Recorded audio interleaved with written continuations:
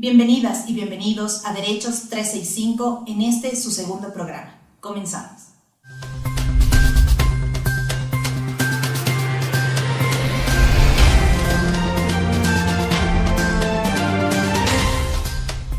Discriminación, exclusión y violencia viven a diario miles de personas trans y de género diverso en el mundo. Ecuador no es la excepción. Día a día vemos cómo las personas trans siguen siendo atrapadas en una espiral de marginación. Son acosadas y hostigadas en las escuelas, en las universidades, en distintos ámbitos educativos, en distintos ámbitos laborales, sociales, rechazados por su familia, negados el acceso a diferentes condiciones que nos permiten vivir con dignidad. Tener la posibilidad de tomar decisiones sobre aspectos tan importantes para la vida, como el género, tiene que ver con el ejercicio de varios derechos, específicamente con el derecho a la identidad. Hoy analizaremos el caso de dos niñas trans y su lucha por el reconocimiento del derecho a la igualdad, no discriminación y a la identidad. Nos acompaña el compañero César Pérez, servidor de la Defensoría del Pueblo, quien ha gestionado estos y otros casos importantes para la protección y tutela de derechos humanos en el país. César, bienvenido. Muchas gracias, Lore. Muchas gracias por permitirme estar en este espacio y poder compartir con todas, todos y todas ustedes este caso que es tan relevante y de tanta importancia para las personas trans y para las personas LGBTIQ+ en el país. Muchísimas gracias. Y César, a pesar de que el Estado ecuatoriano tiene la obligación de garantizar y de promover que las personas puedan vivir en función de su identidad de género, vemos que esto no ha sido cumplido, no ha sido garantizado ni satisfecho por el Estado.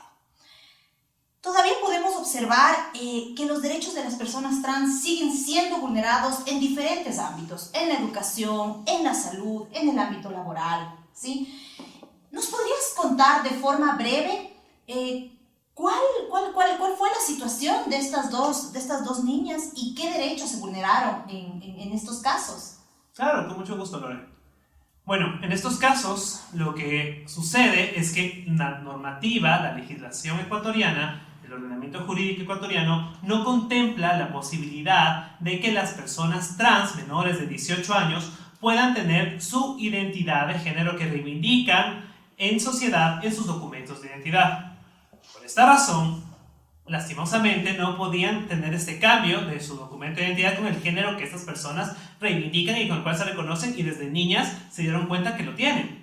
Lastimosamente, por esta razón, fueron víctimas de diferentes casos de vulneración, discriminación, exclusión, porque lastimosamente las personas trans, cuando no pueden tener su identidad, que en verdad reivindica, y tú les ves a las niñas en su look de niñas, en su atuendo de niñas, y ves un documento de identidad masculino. Entonces, ¿qué es lo que sucede? Justamente se producen estas vulneraciones de derechos porque terminan las personas como una confusión. Eres niña, eres niño, ¿qué mismo eres? Entonces ahí se genera la vulneración de derechos. Por ejemplo, en el caso de Amada, pasó esto, ella fue justamente al registro civil para que puedan cambiar su documento de identidad, y los funcionarios del registro civil le indicaron a ella que, lastimosamente, como era una menor de edad, no se podía realizar este cambio. En el caso cambio de LAG, lo que sucedió fue que ella, si bien no quiso cambiar en su documento de identidad este género que buscaba, esta identidad de género que ella buscaba tener, lo que quiso es que en su colegio, en la unidad educativa en la que ella estudiaba, se le trate con el nombre con el que ella se sentía cómoda y ya no con el nombre masculino que se le asignó arbitrariamente al nacer. Los padres, en ambos casos, afortunadamente estuvieron de acuerdo con apoyar a sus hijas. Sin embargo, las personas que conocieron estos casos, tanto las autoridades educativas como las personas servidoras del registro civil, no permitieron que estas niñas puedan tener la identidad de género con la que ellas se sienten reivindicadas en sociedad, y esto implicó justamente múltiples vulneraciones de sus derechos, ante lo cual la Defensoría del Pueblo tuvo que aplicar diferentes estrategias defensoriales. Perfecto, muchísimas gracias por este recuento y que también remarca la importancia que es para los proyectos de vida de las personas, para que puedan ser alcanzados, para que se puedan conseguir estos proyectos, la importancia que es vivir en función de su identidad de género, ¿sí? A veces parece esto que nos hemos olvidado, A veces parece que esto no es importante, sin embargo, vemos que existen miles de personas en todo el mundo que luchan por que ese reconocimiento sí se aplique por parte del Estado, por parte de sus propias familias.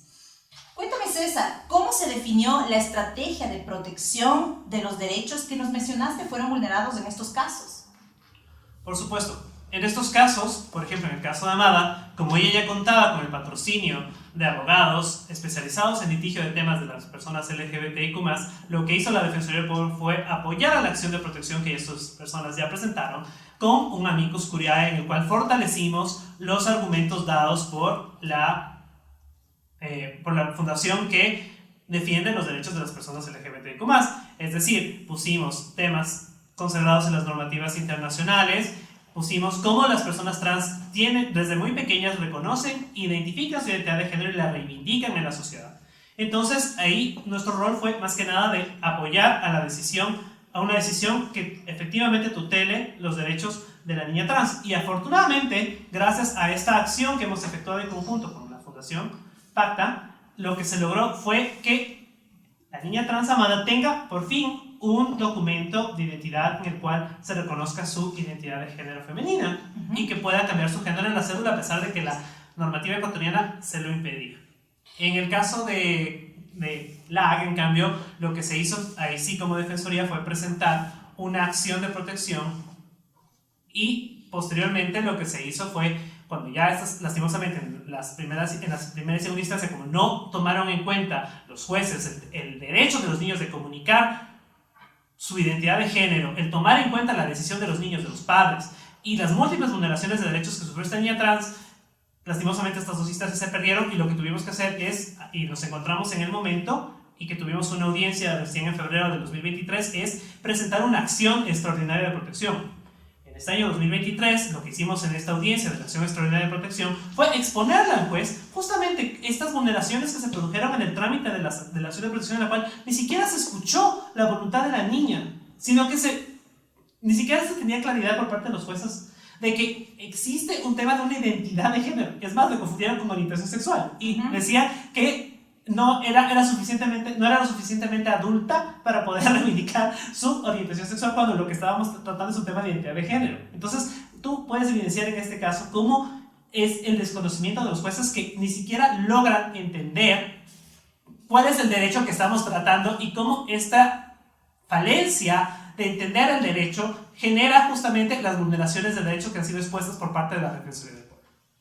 Perfecto, muchísimas gracias, César, por todo este recuento, por todo este camino, sí, que vemos que las dos niñas junto a sus familias y también al equipo de la Defensoría del Pueblo han tenido que recorrer, ¿no? Y también de todas las organizaciones que les han estado apoyando, porque entiendo que también este es un trabajo y este es un esfuerzo de redes de apoyo, de redes de personas que justamente tutelan estos derechos, ¿no?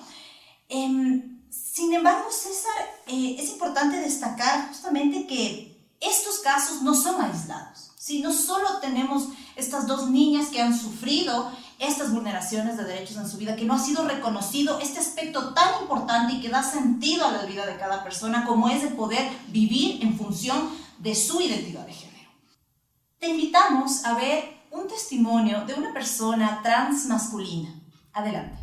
Yo toda la vida me sentí diferente, no encajaba con mi hermana, con mis primas, pese a que a mí me decían como que sí, anda a jugar con tus primas, anda a jugar con tu hermana. Fue más al momento de llegar a la adolescencia, diría yo, que obviamente ya con los cambios físicos ya no me podía identificar con mis primos varones, ¿no?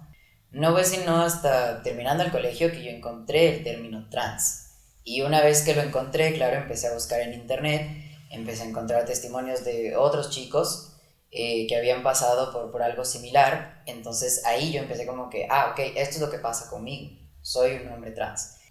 No fue sino ya hasta más o menos los 20 años que yo pude acceder al cambio de nombre. Tengo que reconocer que el trámite fue relativamente sencillo. Por ejemplo, yo tengo en mi cédula, en mi licencia, en mi título universitario, mi nombre actual, Emilio. Pero ¿qué pasa si yo quiero renovar mi licencia? El turno sale con mi nombre anterior. Y eso supone un obstáculo súper grande, ¿no? Porque es exponerme a una situación de posible discriminación, de posible violencia, ¿no? Yo voy a la dependencia para actualizar mi licencia y, claro, llaman un nombre femenino y aparece este muchacho con barba, entonces, claro, a uno le quedan viendo raro y uno se siente totalmente como que inseguro, ¿qué es lo que puede pasar aquí? Entonces, creo que lo más difícil realmente es esto, el defender mi identidad frente a las demás personas. Yo, de hecho, mi mamá tardó un año en empezar a tratarme como hijo y el resto de mi familia igual les fue tomando más o menos a partir de ese tiempo. De hecho, mi abuela no fue sino hasta hace 4 años recién que empezó a tratarme de nieto, antes seguía tratándome como mujer.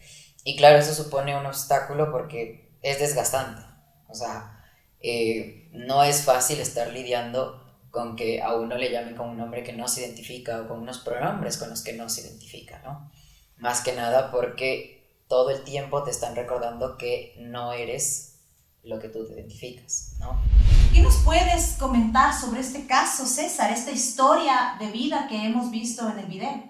Bueno, personalmente conozco a Emilio y sé todo lo que ha pasado en su vida y me parece una persona extremadamente valiente por haber luchado en esa sociedad para poder reivindicar su identidad de género con la que se siente cómodo, y me parece una persona muy valiente por eso, y creo que es muy importante poder escuchar el testimonio propio de las personas trans, cómo es efectivamente que ellas se sienten inconformes con la identidad que se les asigna en esta sociedad binaria, patriarcal, machista y cisgénero, y cómo muchas veces tú no te sientes cómodo con esta identidad y al final lo que quieres hacer es reivindicar la otra, y es lo que deberíamos hacer como sociedad, es permitir la reivindicación y permitir que las personas trans puedan tener la identidad de género con la que ellas, ellos y ellas se sientan cómodos y cómodas. Perfecto, muchísimas gracias, César. Y para terminar, tenemos una pregunta que tiene 2 partes, ¿sí? ¿Cómo consideras que impactó el trabajo de la Defensoría del Pueblo hasta donde pudimos llegar en la vida de estas 2 niñas? Y el siguiente momento de esta pregunta, ¿qué significó para ti de manera personal el poder estar gestionando estos 2 casos? Bueno, para las niñas trans y sus familias fue muy valioso tener el apoyo de una Defensoría del Pueblo, de la Institución Nacional de Derechos Humanos del Ecuador. Fue muy importante saber que, porque estas personas han pasado por toda la institucionalidad pública, y toda la institucionalidad pública les niega y les cierra las puertas y no toman las acciones necesarias para permitirles reivindicar y garantizar su identidad de género. Que hayan servidores de la Defensoría, que hayamos entendido la problemática y que hayamos luchado con ellas en conjunto, ha sido algo que es muy valioso para ellas. Y como te comentaba en el primer caso que tuvimos de Amada, ella sí logró tener a la final una sentencia en la cual pudo conseguir que su documento de identidad tenga su identidad de género, y estaba muy feliz. Yo recuerdo en la audiencia la felicidad de esa niña de por fin tener una cédula en la que diga su documento de identidad y que era una mujer, porque es una mujer, es una niña. Y eso fue algo muy valioso para mí, fue uno de los mejores momentos que he tenido aquí en la Defensoría del Pueblo, el poder saber de que con mi trabajo logré de que ella pueda tener un documento en el cual se sienta cómoda. Lastimosamente en el caso de Clara no tuvimos esa sentencia, pero sí espero que la Corte Constitucional, cuando resuelva esta acción extraordinaria de protección, tome en cuenta las vulneraciones de derechos que se producen y que resuelva a favor de esta niña trans y de las niñas trans en el país. Porque es muy importante que la niñez trans sienta de que está siendo escuchada y que sus identidades de género están siendo respetadas. Personalmente, para mí, como activista de derechos LGBTIQ+, y como hombre gay, me parece muy importante el poder luchar por estos casos de personas que han sufrido y vivido discriminaciones y exclusiones que yo también he vivido cuando era niño. Si bien considero que es mucho más complicado para las personas trans en sí el poder reivindicar su identidad, ya que es mucho más complicado el tener una identidad de género diversa y que ni siquiera tu documento y tu identidad pueda ser escuchada, entendida y reivindicada por las personas, es algo que lastimosamente sigue sucediendo en este país y que desde esta visión adultocentrista va a seguir sucediendo. Tenemos que cambiar y entender y escuchar las voces de estas niñas, niños y niñas trans y entender de que esa es la identidad que ellas, ellos y ellas están reivindicando. Que esto no es una moda, que esto no es una influencia de otras personas, sino que es lo que ellas, ellos y ellas quieren vivir y lo que nosotros como adultos y como personas que vivimos en una sociedad respetuosa de los derechos humanos tenemos que afrontar, respetar y referirnos a estas personas con el pronombre con el que ellas y ellos y ellas se sientan cómodos y cómodas. Muchísimas gracias, César, por toda esta explicación. También muchísimas gracias porque se nota esa pasión con la que nos has comentado este caso, también con la que has trabajado y el esfuerzo que le has dado. Queda mucho por derribar, existen muchos prejuicios y estereotipos que hay que derribar, que nos están haciendo mal y que como Estado estamos en la obligación justamente de promover espacios para poder generar conciencia, para poder generar reflexión, ¿sí?, sobre estos aspectos que son tan importantes para la vida de las personas y que están afectando, ¿sí?, a seres humanos. No les están haciendo vivir una vida con dignidad. Gracias nuevamente por compartir la gestión de la Institución Nacional de Derechos Humanos de Ecuador. Gracias a todas las personas por acompañarnos en su segundo programa de Derechos 365. No olviden seguirnos en nuestras redes sociales de la Defensoría del Pueblo. Los esperamos en la siguiente edición. Trabajamos para garantizar los derechos los 365 días del año. Tus historias cuentan.